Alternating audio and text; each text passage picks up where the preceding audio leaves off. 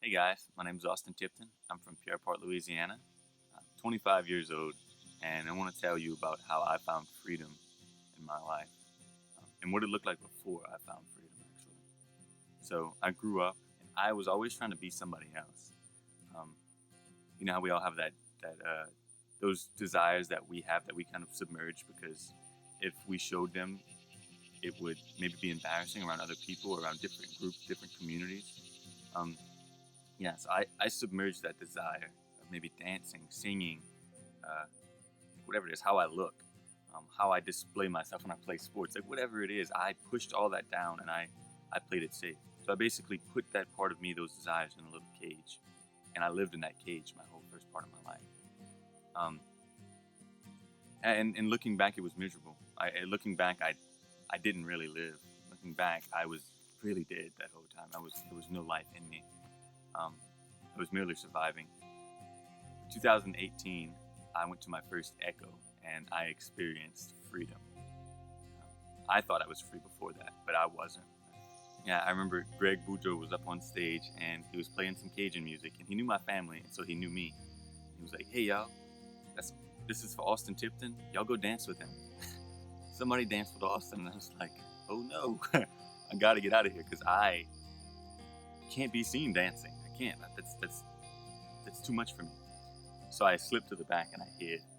Um, well, thanks to Miss Kathleen Lee, she comes out and grabs my hand and starts dancing with me, like, "Let's swing dance." And I was like, I basically had like a mini panic attack inside. Like, no, I can't do this. I can't. Like, this is not good.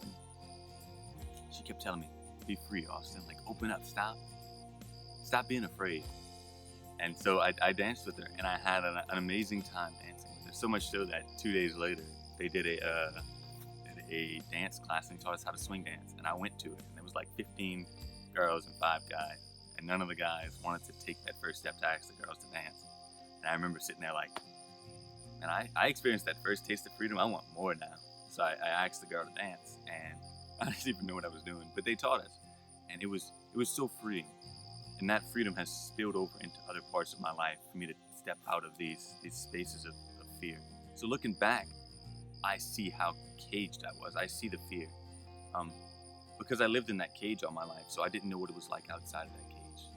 But when that invitation came for me to dance, and that echo, that whole invitation that echo offers to us of freedom, basically it was like God opening my cage door and saying, "Hey, come on out. Like this is what you want, isn't it?" I was like, "Nah, this is not what I want. This is not. I like this place, this cage that was built that's safe. Like I've been here for a long time. I'm gonna stay here."